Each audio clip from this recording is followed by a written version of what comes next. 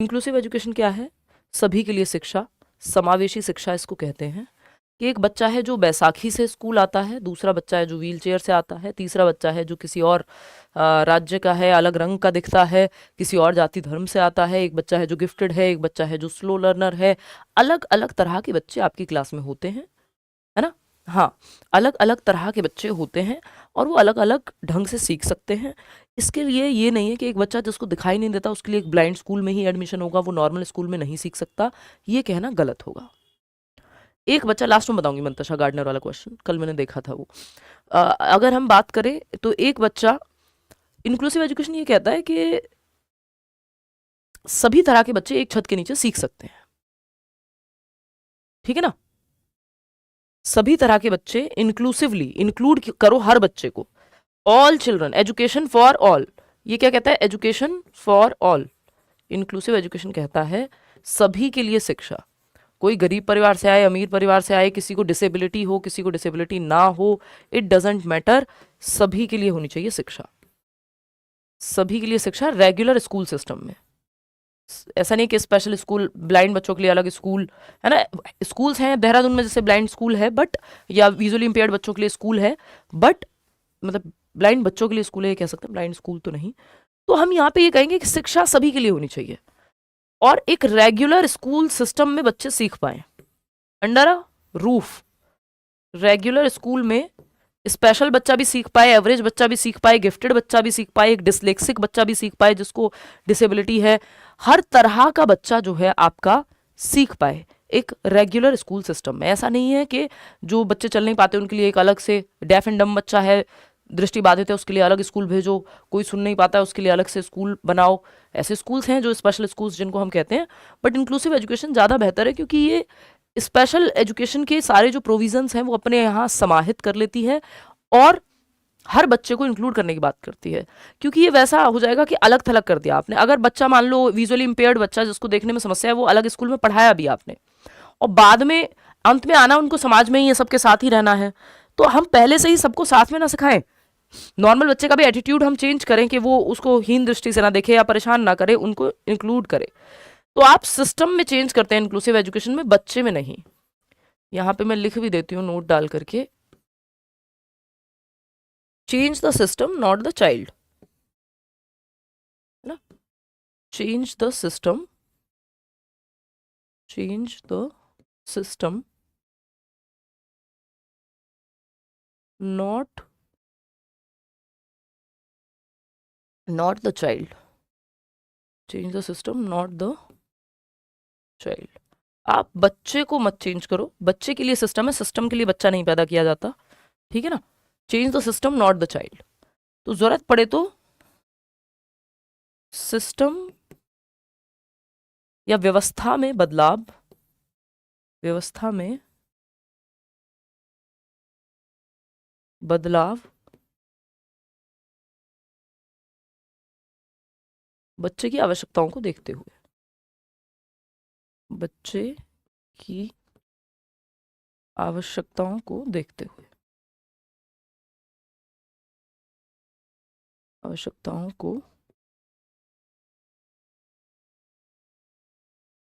ध्यान में रखते हुए, ध्यान में रखते हुए। बात सही है? Okay lovely. तो change the system not the child, बच्चे को मतलब बदलो आप, बच्चे के लिए सिस्टम है, सिस्टम के लिए बच्चा नहीं है।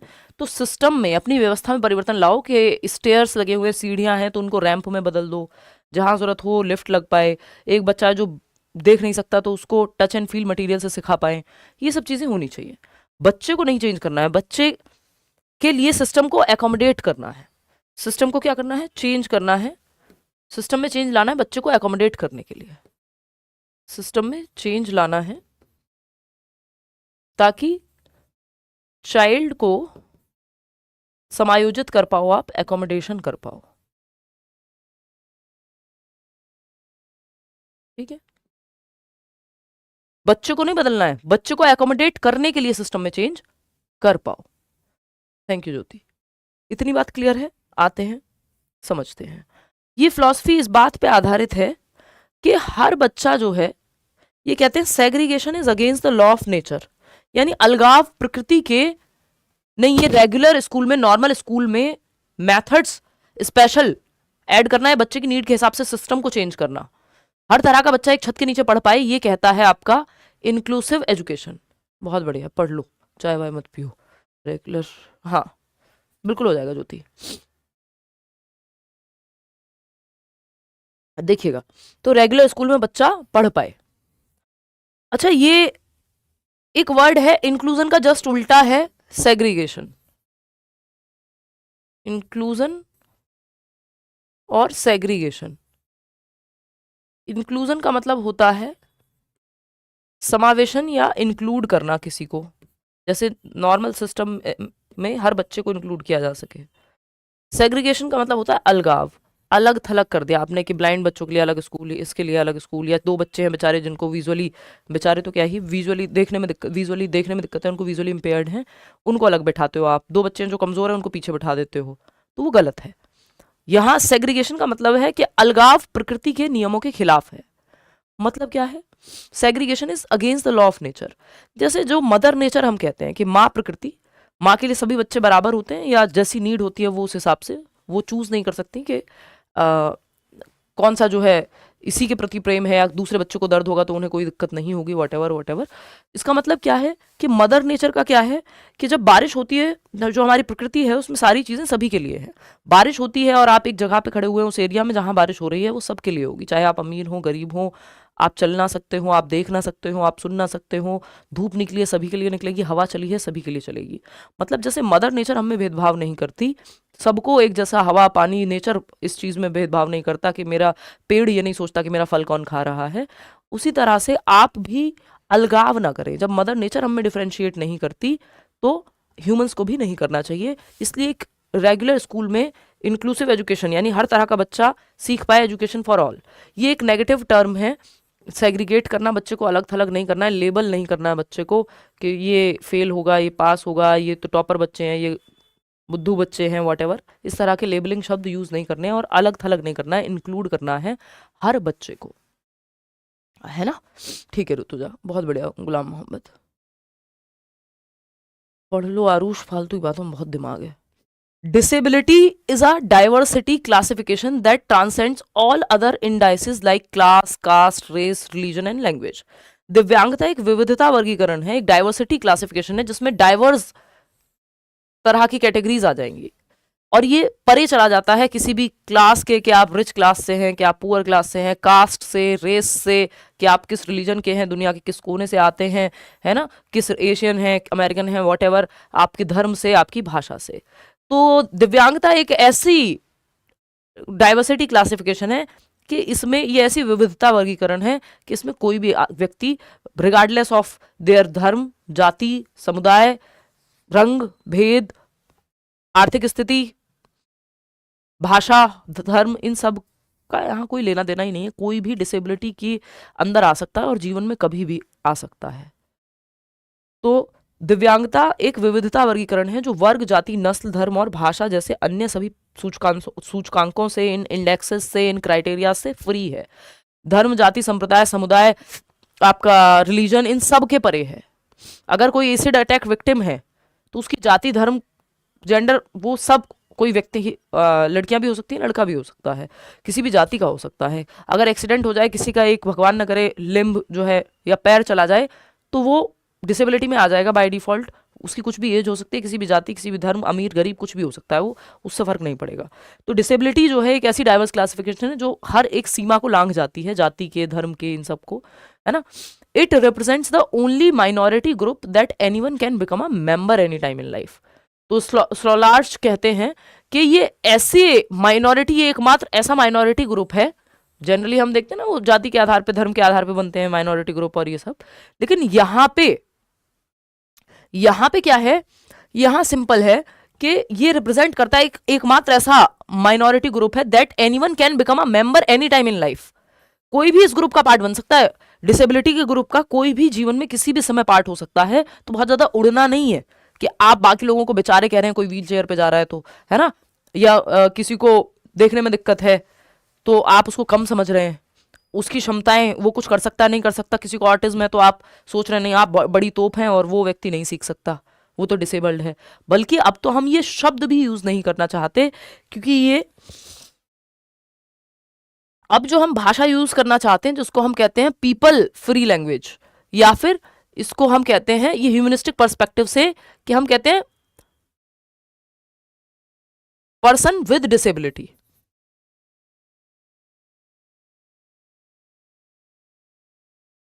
पर्सन विद डिसेबिलिटी या पर्सन विद डिसेबिलिटी मतलब क्या है?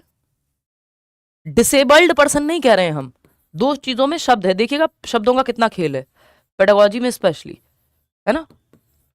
डिसेबल्ड पर्सन नहीं कह रहे हैं हम, क्योंकि इसमें ये व्यक्ति की डिग्निटी को, उसके ह्यूमन राइट्स को ध्यान में नहीं रखता। इन्होंने डिसेबल्ड पर्सन से ऐसा लगता है कि व्यक्ति ही डिसेबल्ड है, वो कुछ नहीं कर पाएगा, जबकि पर्सन विद डिसेबिलिटी या पर्सन विद डिसेबिलिटी से क्या लगता है, व्यक्ति को डिसेबिलिटी हुई है, व्यक्ति डिसेबिलिटी बन नहीं गया है। समझ रहे हो? जैसे मुझे खांसी जुकाम है, मैं खांसी जुकाम नहीं हो गई, मेरी पहचान नहीं हो गई है कि अब मैं कल से खांसी जुकाम में हूं। समझ रहे हो? बुखार आपको होता है, आप बुखार बन नहीं जाते हैं। तो it is like that only कि किसी को विजुअली इंपेयर्ड बच्चा है तो पर्सन विद विजुअल इंपेयरमेंट या पर्सन विद डिसेबिलिटी है, व्यक्ति डिसेबल्ड नहीं है। डिसेबल्ड का मतलब हो गया वो कुछ ना कर पाए, तो दिव्यांगता उसको है, ऐसा नहीं कि वो व्यक्ति ही पूरी तरह से जो है डिसेबल्ड ही हो गया है। तो ये ह्यूमन राइट्स की भाषा है जो पीपल फ्री लैंग्वेज यूज करती है, ह्यूमन राइट्स को ध्यान में रखते हुए। इस बार के पेपर में पूछा हुआ है, ठीक है, कि पीपल को फर्स्ट रखती है, ना कि डिसेबिलिटी को व्यक्ति से पहले रखती है, व्यक्ति के बाद नहीं। ठीक है, ऐसा नहीं होगा, व्यक्ति से पहले हम डिसेबिलिटी नहीं लगाएंगे, व्यक्ति के बाद जो है डिसेबिलिटी है। उल्टा बोल दिया था मैंने, ठीक है।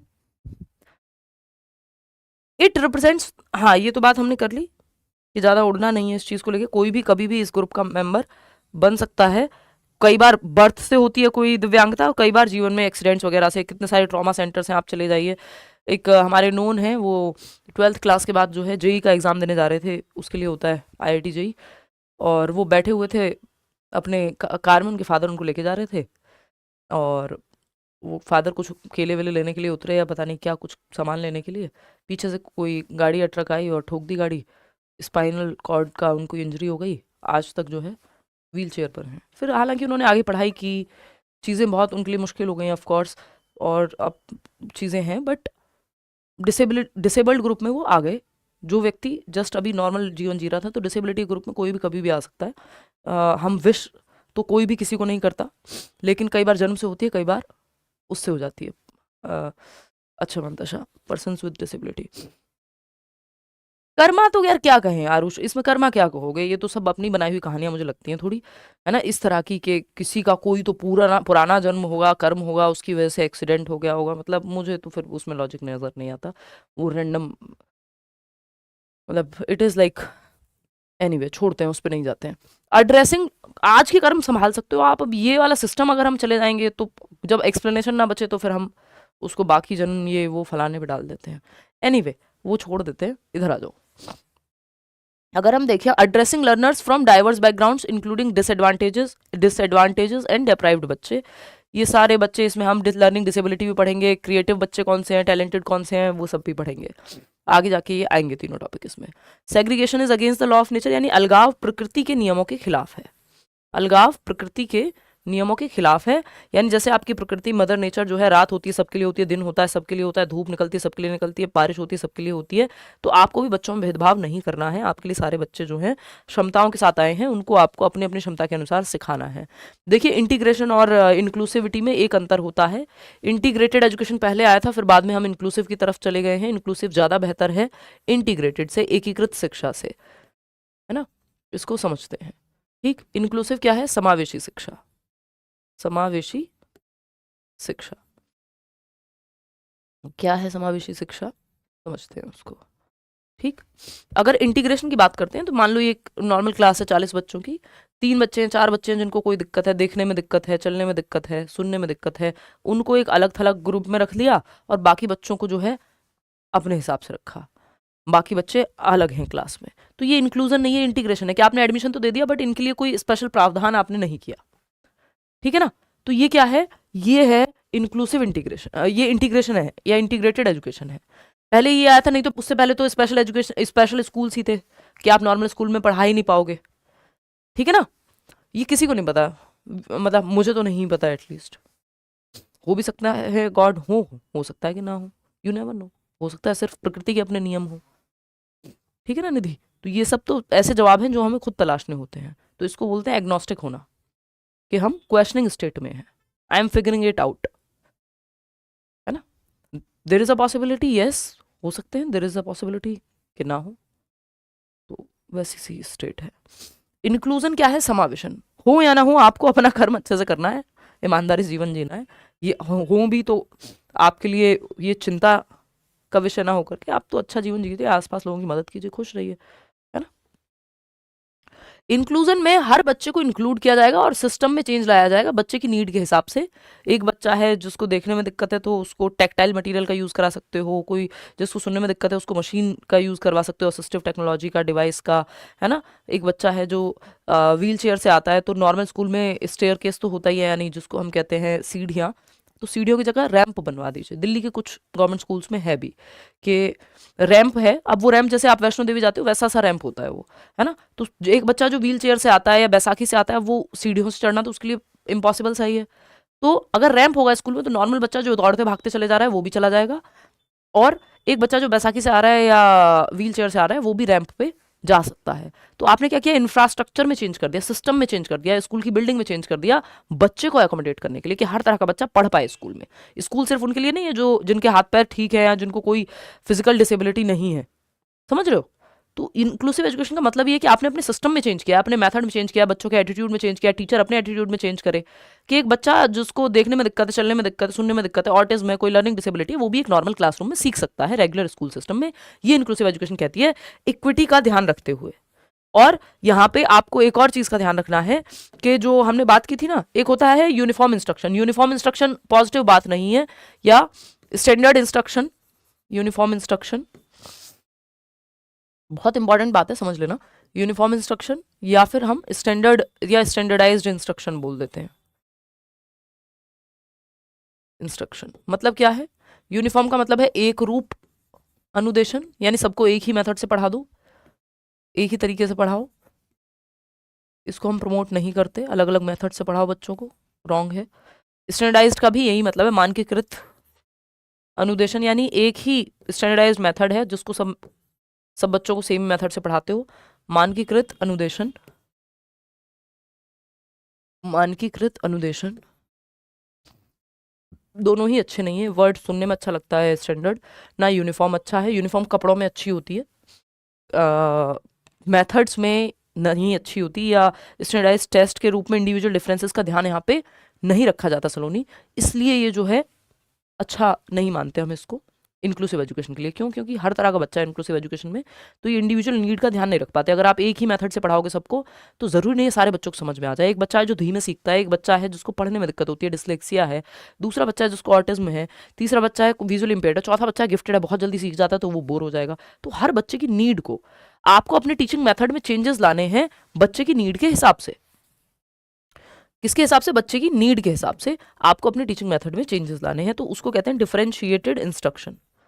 अब कई लोगों को ये लगेगा कि ये तो नाम से डिफरेंस करने की बात कर रहा है, शायद ये पार्शियलिटी की बात नहीं हो रही है, ये इंस्ट्रक्शन में टीचिंग मेथड्स में वेरिंग लेवल्स ऑफ डिफिकल्टी पे पढ़ाना है कि इजी भी पढ़ाते हैं आप, मुश्किल भी पढ़ाते हैं, मॉडरेट भी और डिफिकल्ट भी, तो हर तरह के बच्चे को समझ में आए। Higher order thinking skills HOTS बोलते हैं कि जिसमें ज़्यादा दिमाग का इस्तेमाल हो, जो बच्चा जल्दी सीखता है वो उसको हॉट्स वाले क्वेश्चन दो।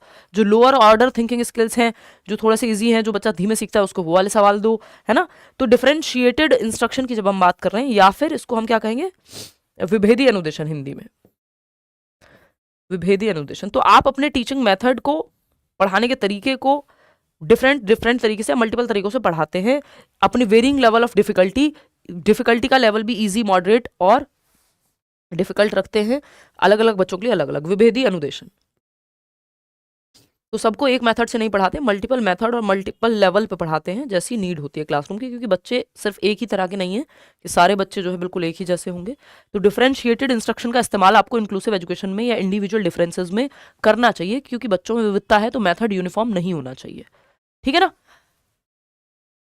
हाँ सरिया, कई चीज़ें ऐसी हैं जो प्रैक्टिकल रियलिटी में हम देखते हैं तो वो ऑन ग्राउंड वैसी नहीं यूज हो रही होती है, एक ही मेथड का इस्तेमाल हो रहा होता है, बट वो धीरे धीरे बदलेगा। ठीक है ना। ठीक है फैसल। तो डिफरेंशिएटेड इंस्ट्रक्शन का इस्तेमाल करना है। दूसरा, जब आप इंक्लूसिव एजुकेशन की बात कर रहे हैं, दूसरा एक चीज़ को ध्यान में रखना है, यूनिफॉर्म इंस्ट्रक्शन या स्टैंडर्डाइज्ड को नहीं फॉलो करना है। और एक और चीज़ है कि इक्विटी का ध्यान रखना है। आपको सबको आइडेंटिकल या बिल्कुल इक्वालिटी का ही ध्यान नहीं रखना है, इक्वल अपॉर्चुनिटी मिलनी चाहिए लेकिन नीड के हिसाब से।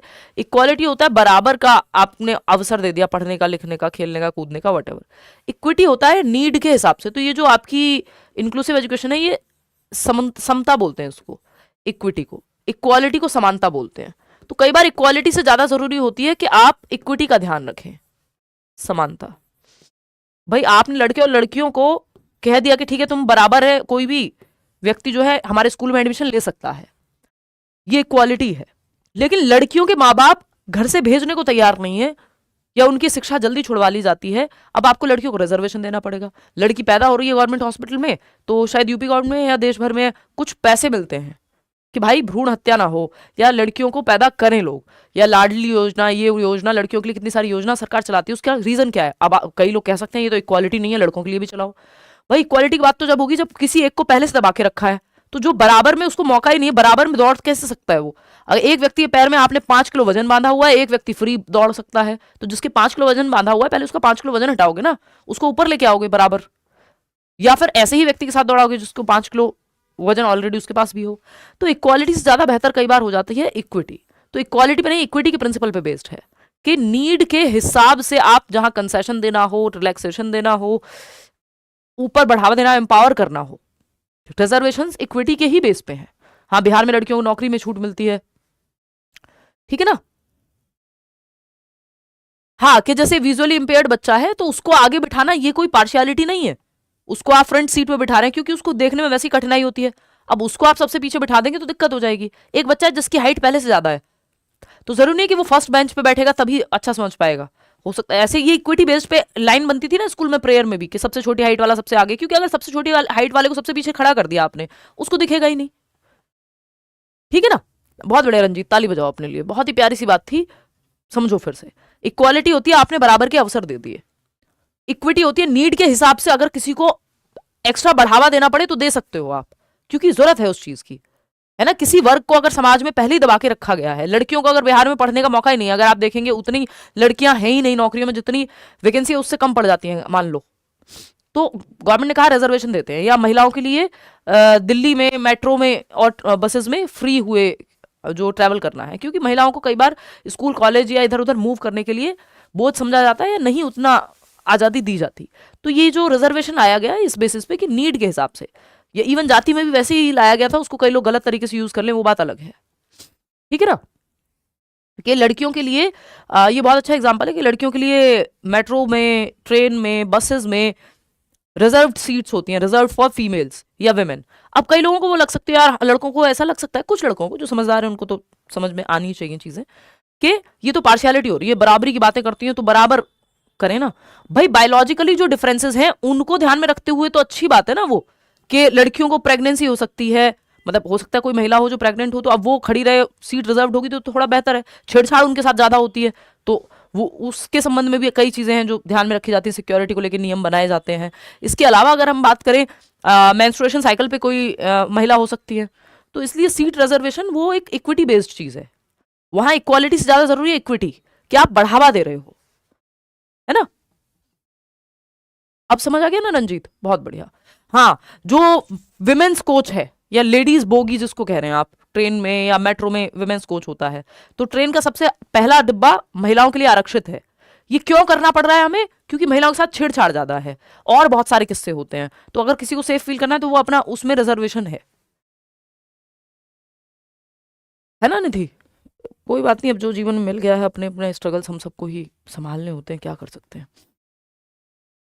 तो इक्विटी पे बेस्ड है ये प्रिंसिपल कि एक बच्चा है जिसको, जो व्हील चेयर पे आता है उसको थोड़ी कहोगे एक बच्चा है जो जिसकी टांगे ठीक है जिसके साथ दौड़ लगाओ, आप उसको इंक्लूड कराओगे। एक फुटबॉल का गेम चल रहा है उसको भी इंक्लूड करा लिया बॉल पास करने में, या कोई ऐसी एक्टिविटी करा दी जो वो कर सके, तो उसको हम इंक्लूसिविटी कहेंगे कि उसको अलग थलग महसूस ना हो कि उसको तो खिलाते ही नहीं हो।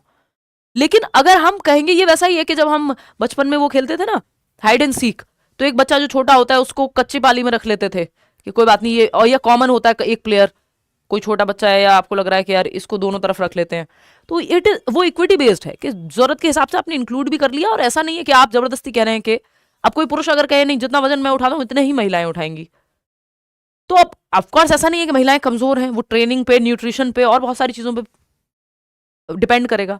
बट इन जनरल अगर हम बायोलॉजिकली देख रहे हैं कि फीमेल्स एक अलग तरह से बनी है और मेल्स अलग तरह से बने हैं, तो वहां कॉम्पिटिशन या इक्वालिटी से ज्यादा जरूरी क्या है, इक्विटी। समझ रहे हो कि नीड के हिसाब से आपको चीजें देखनी है। और इसका मतलब ये नहीं कि हम डिफरेंटली बायोलॉजिकली डिफरेंटली बने हैं, इसका मतलब ये नहीं हो गया कि अपॉर्चुनिटीज बराबर नहीं मिलनी चाहिए या सीख नहीं सकती महिलाएं या अच्छा नहीं कर सकती। समझ रहे हो। आते हैं गिफ्टेड, अब अलग अलग तरह के बच्चों के बारे में बात कर लेते हैं, जिसमें से एक बात है गिफ्टेड चिल्ड्रन की। गिफ्टेड चिल्ड्रन यानी प्रतिभाशाली बच्चे। Any child who is naturally endowed with a high degree of general mental ability, कोई भी बच्चा जिसकी सामान्य मानसिक क्षमता ज्यादा है, चीजों को जल्दी ग्रास्प कर लेता है, जल्दी समझ लेता है, मेमोरी शार्प है, क्यूरियस है यानी जिज्ञासु है, सवाल ज्यादा पूछता है, चीजों को जल्दी समझ लेता है, और एक्स्ट्राऑर्डिनरी एबिलिटी ना स्पेसिफिक स्फीयर ऑफ एक्टिविटी और नॉलेज, या फिर किसी फील्ड में बहुत अच्छा है, वो क्रिकेट हो सकता है, वो डांस हो सकता है, वो म्यूजिक हो सकता है, वो सिंगिंग हो सकता है, वो कंपोज करना हो सकता है ना, वो स्पोर्ट्स हो सकता है, ठीक है ना। तो अगर हम देखें तो गिफ्टेड चिल्ड्रन कौन है, या तो जिसकी जनरल मेंटल एबिलिटी हाई हो यानी आईक्यू ज्यादा हो, 130 प्लस आईक्यू हो, या फिर किसी एक फील्ड में स्पेसिफिक टैलेंट रखता हो, कुछ नया बनाने की क्षमता रखता हो। तो गिफ्टेडनेस 3 प्रकार की होती है ना। बहुत बढ़िया मनीषा, पढ़ लो। अगर हम देखें तो गिफ्टेडनेस 3 प्रकार की होती है। तो गिफ्टेड चिल्ड्रन, एक तो आम तरीका है कि आप मान लो हाँ हाई आईक्यू वाले ही गिफ्टेड हैं, गिफ्टेड चिल्ड्रन, जो कि जनरल केस में माना भी जाता है कि गिफ्टेड बच्चे का आईक्यू जनरली हाई होता है, जनरल मेंटल एबिलिटी ज्यादा है, सामान्य मानसिक क्षमता है, जीएम में बोलते हैं जनरल मेंटल एबिलिटी। नहीं तो इसको 3 तरह से हम देखते हैं कि बच्चे 3 प्रकार के हो सकते हैं, जो गिफ्टेड बच्चे हैं उनमें भी 3 प्रकार हो सकते हैं, 3 कैटेगरी में उनको बांट सकते हैं हम। वो कौन सी हो सकती है 3 कैटेगरी? एक है इंटेलेक्चुअली ब्राइट की कैटेगरी। क्या है इंटेलेक्चुअली ब्राइट? बौद्धिक रूप से उच्चता होती है, इंटेलेक्चुअली ब्राइट।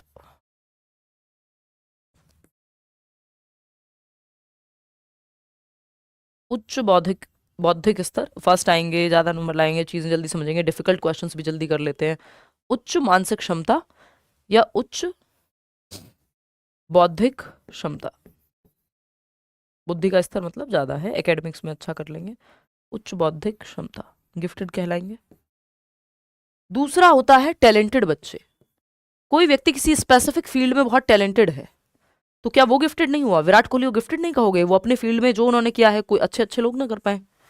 तो अगर वैसे उन्होंने पढ़ाई 10वीं तक की है, या सचिन तेंदुलकर की हम बात करें, तो क्या वो गिफ्टेड नहीं है अपने क्षेत्र में? आने वाली जनरेशंस तक के लिए उदाहरण है। या लता मंगेशकर जी टैलेंटेड नहीं है क्या? वो गिफ्टेड का ही उदाहरण है। तो टैलेंटेड चिल्ड्रन और क्रिएटिव चिल्ड्रन, कुछ बच्चे जो कुछ अलग हटके कुछ नया करते हैं, जैसे एमएफ हुसैन पेंटिंग, इतनी अच्छी पेंटिंग अगर वो करते हैं तो क्रिएटिव चिल्ड्रन कुछ नया, कुछ different, out of the box सोच पाते हैं। ठीक है जी।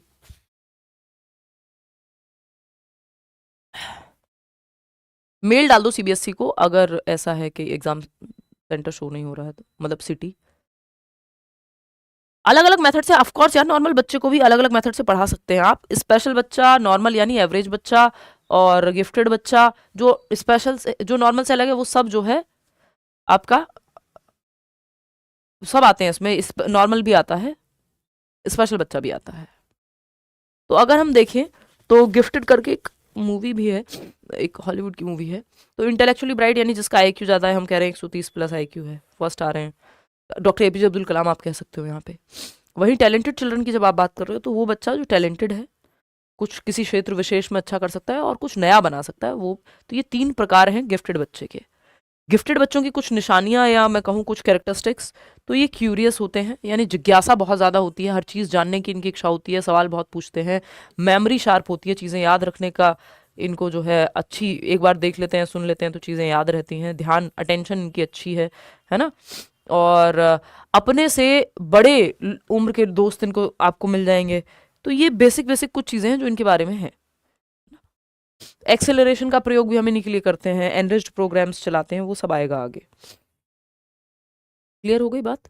तो कोई भी बच्चा जो स्वाभाविक रूप से उच्च स्तर की सामान्य मानसिक क्षमता रखता हो या किसी विशिष्ट गतिविधि यानी स्पोर्ट्स या कोई भी ज्ञान के क्षेत्र में असाधारण क्षमता से संपन्न हो, कि भाई A R रहमान ऐसा म्यूजिक कंपोज करते हैं कि आपको पता है कि उनको ऑस्कर मिला हुआ है या मिलता है, तो गिफ्टेड हो गए एक तरह से। साइना नेहवाल गिफ्टेड हो गई।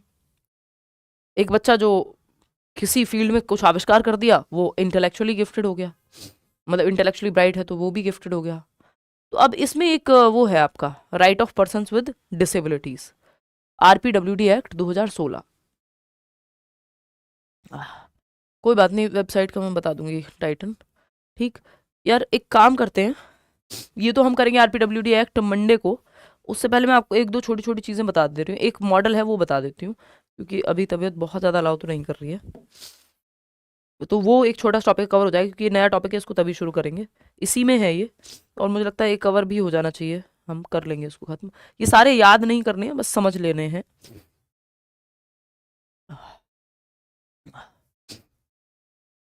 हाँ ये सॉरी, बैंड बज गई। नहीं नहीं, वो गलत लिखा होगा, 40% या उससे ज़्यादा होनी चाहिए, हाँ डिसेबिलिटी वो है। यार ये देखना एक बार,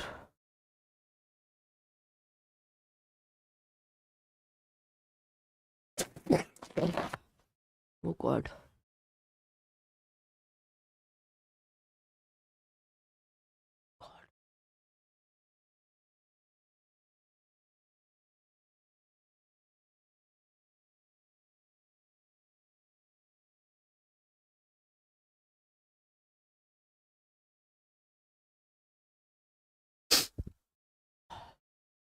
है ना। आते हैं, कल सैटरडे था तो मैं सोचा थोड़ा सा हम पढ़ लेते हैं आज भी, ताकि आपको एक नया टॉपिक भी शुरू हो जाएगा। और ये तो हम नेक्स्ट वीक कवर कर ही लेंगे। एक मिनट रुको यार, ये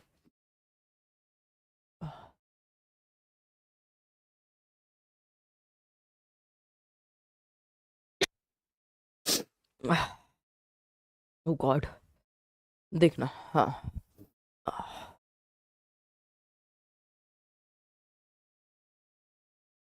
या तो फुल ही हो रहा है या बीच में रुक नहीं रहा कहीं। आप अपनी नज़र उतरवाइए, वाह। ठीक है नज़मा, ये तो आप लोगों का प्रेम है। देखिए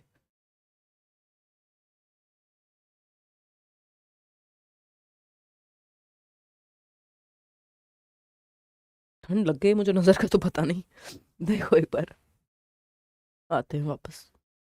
एक छोटा सा टॉपिक मैं आपको बता देती हूँ, और छोटा सा क्यूट सा टॉपिक है। एक तो हमारे बोर्ड को पता नहीं आजकल क्या हुआ है भाई। हाँ ये है आपका टॉपिक। भाई इसको हुआ क्या है?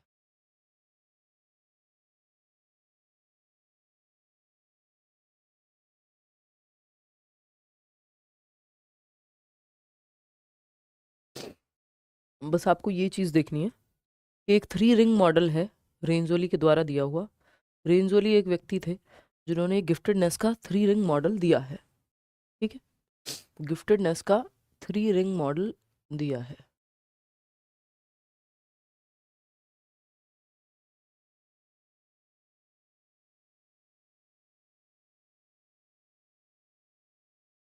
एक काम करती हूँ यार, मैं ये रेस्ट ही कर लेती हूँ, ये फ्रेश माइंड से ही पढ़ाऊंगी मैं आपको मंडे, है ना, क्योंकि ये अभी सेट भी नहीं हो पा रहा है। और इसमें मैं आपको फ्रेश माइंड से पढ़ा दूंगी मंडे को। ये सब हम पढ़ेंगे, ऑटिज्म क्या है, और ये ADHD वो सब। ये देखो अटक ही गया है अभी, कोई नहीं। हाँ मेरी जॉब मिल जाएगा, हाँ निधि। अभी तो KVS में जैसे 10 साल का रिलैक्सेशन होता है फीमेल्स के लिए, तो 40 तक फीमेल्स वहाँ अप्लाई कर सकती हैं। एनीवे ये हम करेंगे मंडे। आज हमने क्या सीखा कि इंक्लूसिव एजुकेशन में इक्विटी बेस्ड बात होती है, क्वालिटी से ज़्यादा इक्विटी है, एजुकेशन फॉर ऑल है, एकोमोडेट करना है, सिस्टम में चेंज लाना है, बच्चे में नहीं, डिफरेंशिएटेड इंस्ट्रक्शन को यूज़ करना है, आइडेंटिकल मेथड नहीं होना चाहिए, सबके लिए बिल्कुल सेम मेथड नहीं होना चाहिए, ठीक। डिफरेंशिएटेड इंस्ट्रक्शन आप अलग अलग तरह से बच्चों को सिखा सकते हो। अब इसके अलावा आपका कोई डाउट है तो आप पूछ सकते हो 2 मिनट में। यूट्यूब पे मैंने सोचा था मैं पैसेज की क्लास लूँगी, बट अब तो हो नहीं पाएगा, हालत और ख़राब हो रही है ना। तो स्ट्रीम में लूँगी, हाँ यार स्ट्रीम, क्या स्ट्रीम नहीं भाई, स्ट्रीम। हैप्पी वसंत पंचमी यार आप सभी को भी। नहीं यूट्यूब पे मैं आपको ना इसका बता दूंगी, ये जो आप इतने डाउट पूछ रहे हैं, आप में से कुछ लोगों ने मेल कर दिया होगा, नहीं तो राहुल ने भी शेयर कर दिया है वो आपका जो सिटी एग्ज़ाम सिटी कई लोगों का ओपन नहीं हो रहा, या एडमिट कार्ड। देखो एडमिट कार्ड वैसे जनरली 15 दिन पहले आते थे, फिर समय बदला तो 1 हफ्ते पहले देने लगे। अब 1 हफ्ते पहले या 10 दिन पहले प्री एडमिट कार्ड दे देते हैं, जिसमें सिटी बता देंगे, डेट बता देंगे आपके एग्ज़ाम की, और फाइनल एडमिट कार्ड आपका 2 दिन पहले देते हैं, कि एग्जैक्ट जगह आपको 2 दिन पहले पता लगेगी, ठीक है। तो आप वो चेक कर लीजिए, वो आ गया है सीटेट की वेबसाइट पे। अगर अभी ओपन नहीं भी हो रहा तो भी कोई बहुत चिंता की बात नहीं है, क्योंकि वो ओपन हो जाएगा, है ना। ब्रूनर अलग से नहीं पढ़ते हम, 2 सेकंड का टॉपिक है ब्रूनर, वो उसी में हम कवर कर देते हैं, ठीक है। तो हम मिलेंगे मंडे, मंडे है 26 जनवरी, तो ट्यूसडे मिलेंगे हम, इतने मेरा ये कोल्ड वोल्ड भी ठीक हो जाएगा।